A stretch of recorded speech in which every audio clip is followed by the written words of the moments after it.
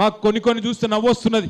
నిన్న రేవంత్ రెడ్డి గారు మాట్లాడుతున్నారు, ఇక్కడనే పక్కన రేవంత్ రెడ్డి మాట్లాడుతున్నాడు, ఇక్కడ మనకు బీజేపీకి ఏదో సంబంధం ఉందని అడ్డగోలు మాటలు మాట్లాడుతున్నాడు.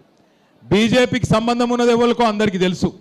నీకు కాంగ్రెస్తోనున్నది ఫేక్ సంబంధం, నీకు బీజేపీతోనున్నది పేగు బంధం, అందరికీ తెలుసు. అది తెలియదని రేవంత్ రెడ్డి గారు అనుకుంటా ఉన్నారు.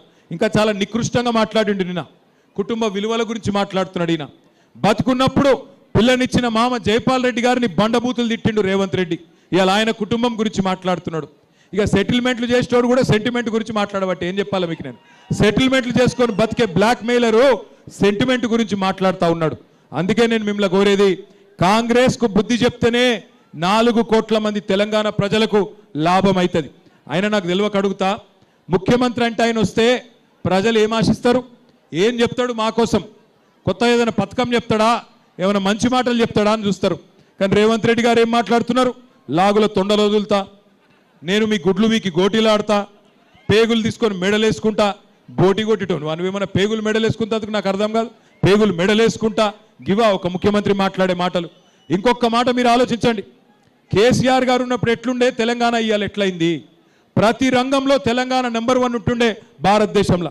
జిఎస్టీ పెరుగుదలలో, సంపద పెరుగుదలలో, పర్ క్యాపిటా పవర్ కన్సంప్షన్లో నంబర్ 1 తెలంగాణ కేసీఆర్ నాయకత్వంలో. ఇవాళ ఏంది, ఆఖరి స్థానానికి వెళ్ళిపోయినాం. మొత్తం భారతదేశంలో 28 రాష్ట్రాలు ఉంటే ఆఖరి ర్యాంకు రేవంత్ రెడ్డి గారి ఘనత, రేవంత్ రెడ్డి గారి గొప్పతనం వల్ల రియల్ ఎస్టేట్ నాశనం, వ్యాపారాలు నాశనం, అందరి బిజినెస్లు దెబ్బతిన్నాయి, రాష్ట్రం మొత్తం పరపతి డౌన్ అయిపోయింది. ఏం మాటలు మాట్లాడుతున్నాడు ముఖ్యమంత్రి. కష్టాలు ఉండవా ప్రభుత్వాలకు, రాష్ట్రాలకు? కష్టాలు వస్తాయి, కానీ తట్టుకొని నిలబడాలి. కేసీఆర్ గారు ఉన్నప్పుడు కరోనా రాలేదా? కరోనా వచ్చినప్పుడు 2 ఏళ్ళు మొత్తం కారోబార్ బంద్ అయింది. 2 ఏళ్ళు కారోబార్ బంద్ అయినా, ప్రభుత్వానికి ఆదాయం లేకపోయినా, రాష్ట్రానికి ఆదాయం లేకపోయినా ఏదన్నా ఒక్క సంక్షేమ పథకం ఆగిందా? షాదీ ముబారక్ ఆగిందా? కళ్యాణ లక్ష్మి ఆగిందా? పెన్షన్ లాగినాయా? కేసీఆర్ కిట్ లాగినాయా? ఏది ఆగలే.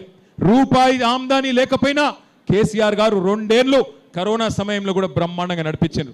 కరోనా సమయంలో కేసీఆర్ ప్రభుత్వం ఎట్లా పనిచేసిందంటే, మీరు ఇళ్లలో తలుపులు పెట్టుకొని ఉంటే మేము బయట మొత్తం హైదరాబాద్లో 42 కొత్త లింక్ రోడ్లు వేసి బయటికి వచ్చే వరకు కొత్త రోడ్లు, కొత్త బ్రిడ్జ్లు, కొత్త ఫ్లైఓవర్లు కట్టినమా లేదా ఒక్కసారి గుర్తు తెచ్చుకోమని చెప్పి కూడా నేను కోరుతా ఉన్నా. అట్లా పనిచేసినాం.